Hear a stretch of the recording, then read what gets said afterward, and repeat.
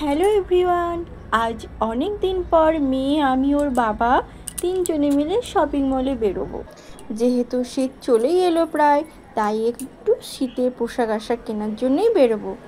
আমরা দুজনে ready. Ten ten.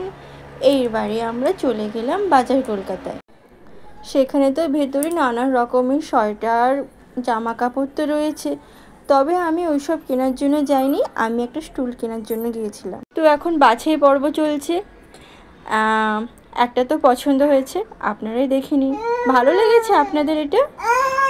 এরপরে চলে গেলাম আমার মেয়ের ড্রেস কেনার জন্য। শপিং মলে এসেছি, আমার মেয়ের ড্রেস কিনবো না তাই কখনো হয়?